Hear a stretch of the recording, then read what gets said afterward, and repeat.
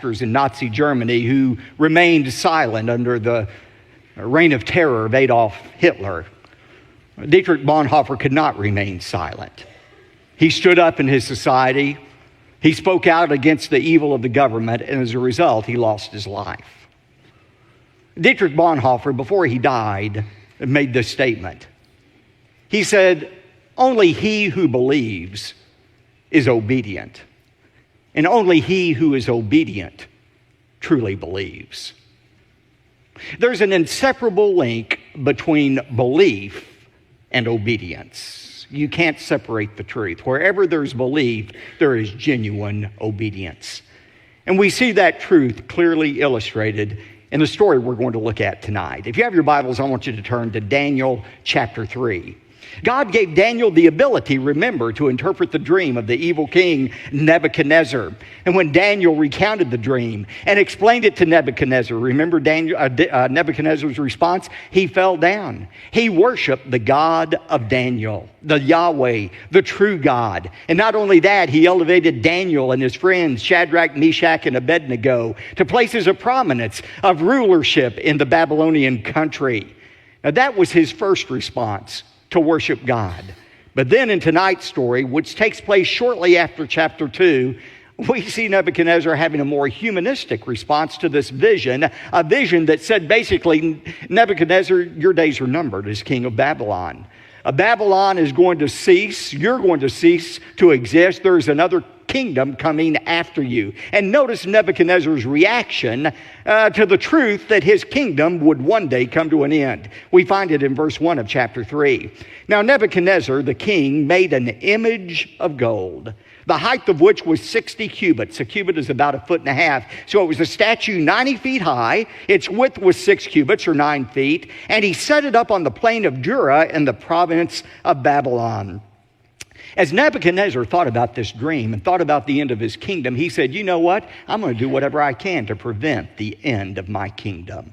I'm going to take matters into my own hands. I'm going to see if I cannot somehow thwart the sovereign will of God. And Nebuchadnezzar's motivation in this was not religious or spiritual. He didn't want people to worship him as God.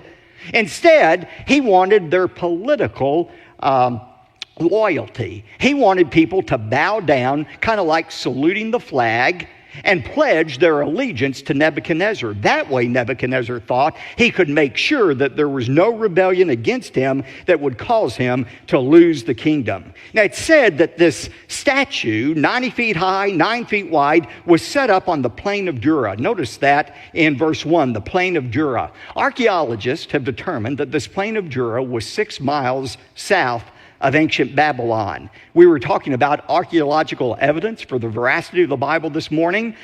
Some years ago, French archaeologist Julius Opère found on the plain of Dura a base, a large brick construction that was 45 square feet and 20 feet high that very well could have been the base of this great statue that was made of Nebuchadnezzar. Now, again, the reason for this statue was not spiritual, but political. Look at verse 2. Then Nebuchadnezzar, the king, sent word to assemble the officials of Babylon. That is, the satraps. They were kind of like city council members who governed over different provinces of Babylon. The prefects, the governors, the counselors. He brought them all up for the dedication of the image that Nebuchadnezzar had set up. And look at verses 4 and 6. Then the herald loudly proclaimed, "To you the command is given, O people, nations, and men of every language, that at the moment you hear the sound of the horn, the flute, the lyre, the trigon, the psaltery, the bagpipe, and all kind of music, you are to fall down and worship the golden image that Nebuchadnezzar the king has set up. But whoever does not fall down and worship shall immediately be cast into the midst of a blazing furnace." Now, verse 7. We find that the music is sounded. All of the instruments play. When the music starts, that's the cue for everyone to fall down and worship the image. And sure enough, verse 7 says, all fell down and worshiped the golden image that Nebuchadnezzar had set up. All except 3. We'll find out those 3 in just a moment. But just imagine the scene. You have hundreds of thousands of people, perhaps, on the plain of Jura. You have this mighty image that is set up. The instructions have been given. The music plays. Everybody immediately bows down. Only 3 people remain standing. Can't you hear the people who are bowed down looking up saying, psst, psst, down, down, down? But they wouldn't bow down before this image that had been set up. So notice the accusation that's made against these 3 in verse 8. For this reason, at that time, certain Chaldeans, that is, part of the king's court, these people who lived in southern Babylon, came forward and brought charges against the Jews, these 3 Jews who refused to bow down. Look at verses 10 to 12, what the charges were. They reminded in verses 10 and 11 Nebuchadnezzar of what he had ordered, and then look at verse 12. Here's the charge. This is what they said to Nebuchadnezzar. There are certain Jews whom you have appointed over the administration of the province of Babylon, namely Shadrach, Meshach, and Abednego. These, O king, have disregarded you. They do not serve your gods, and they do not worship the golden image that you have set up. And so, look at verse 13. Then Nebuchadnezzar, in rage and anger, gave orders to bring Shadrach, Meshach, and Abednego. Then these 3 were brought before the king. Now here's the natural question. Where in the world was Daniel during this time? Have you ever wondered that? Where was Daniel? After all, he's the one who had these guys promoted. He's the one who led them to obey God and not Nebuchadnezzar. Where was Daniel? This week, as I was preparing the message, I read all kinds of explanations about where Daniel was.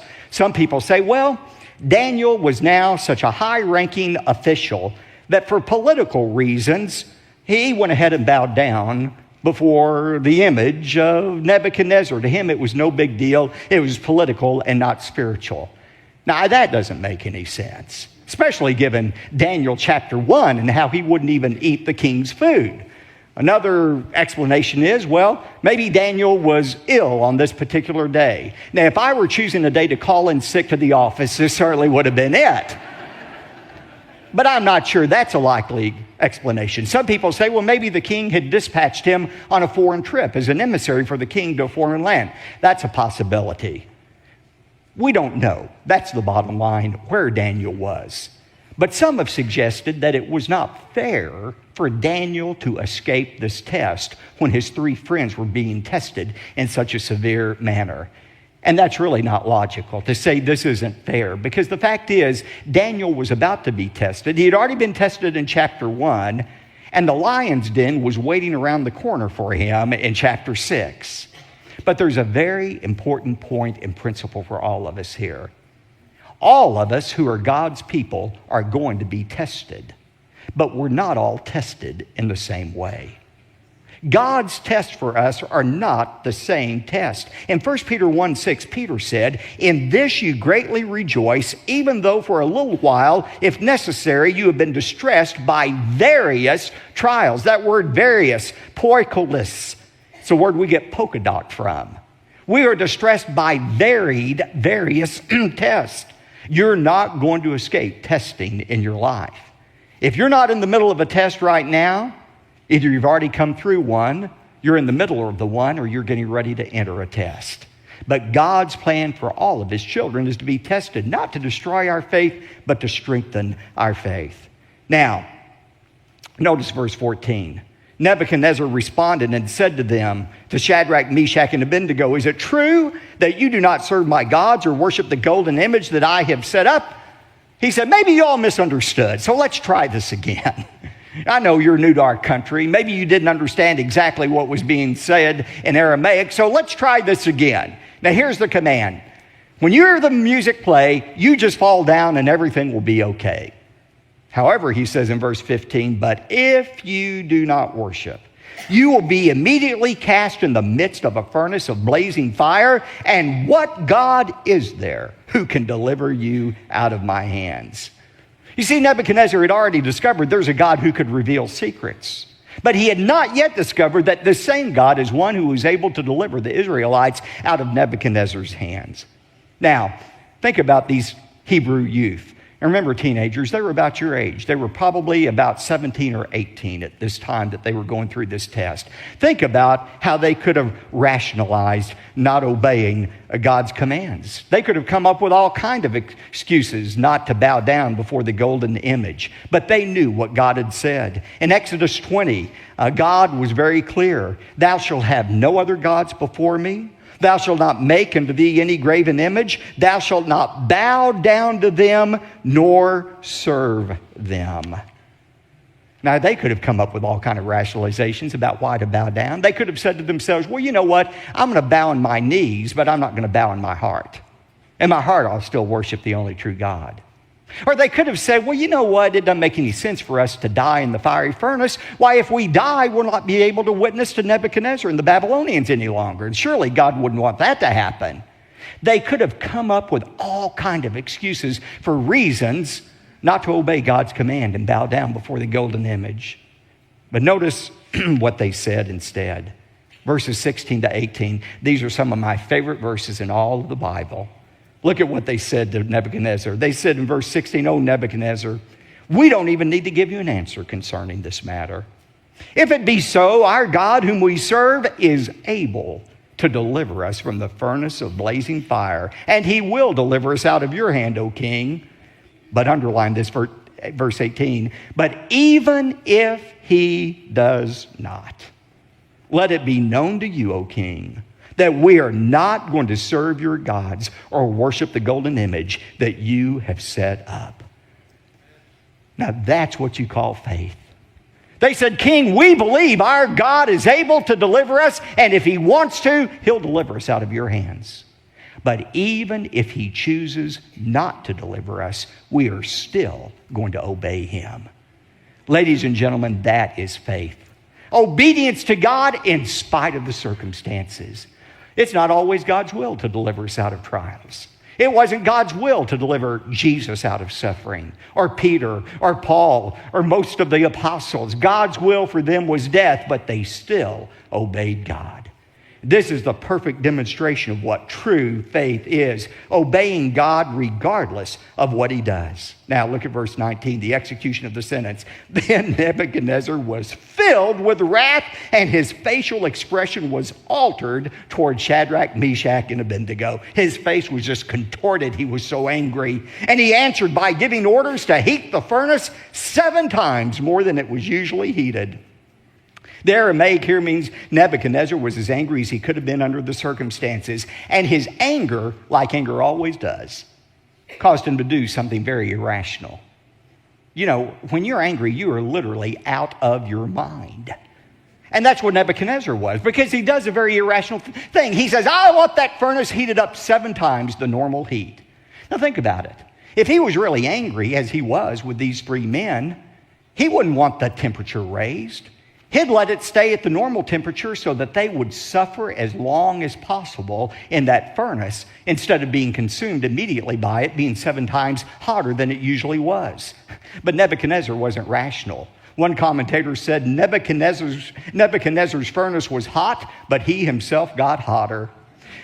And when a man gets full of fury, he gets full of folly. Great words. Look at verse 21. "Then these 3 men were tied up in their trousers, their coats, their caps, and their other clothes, and they were cast in the midst of the furnace of blazing fire. For this reason, because of the king's command was urgent and the furnace had been made extremely hot, the flame of the fire slew those men who carried up Shadrach, Meshach, and Abednego. But these 3 men, Shadrach, Meshach, and Abednego, fell into the midst of the furnace of blazing fire, still tied up." Now look at God's miraculous delivery in verse 24.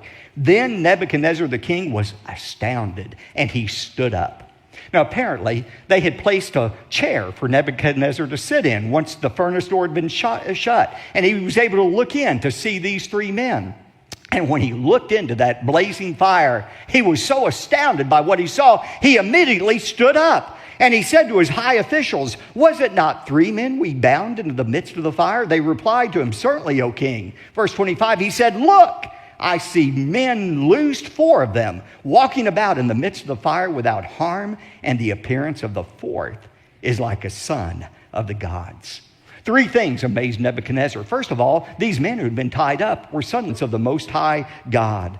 And look at verse 27. All of the officials gathered around and saw in regard to these men that the fire had no effect on their bodies.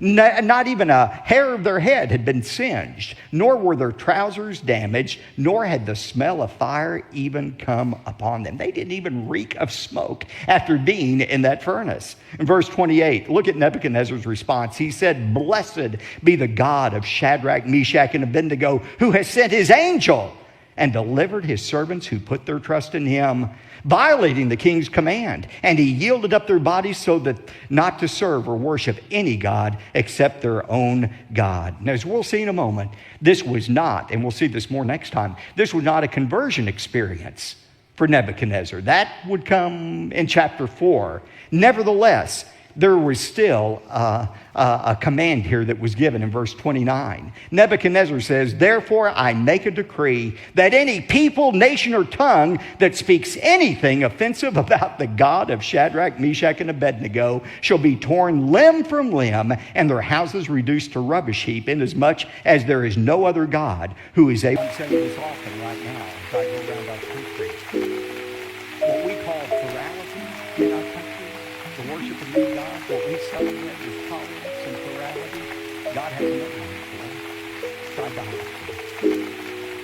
The First Amendment of our Constitution has not replaced the First Amendment of God. God said, "You shall have no other gods before me." God commands our exclusive worship. He has no tolerance for any false gods or any false idols.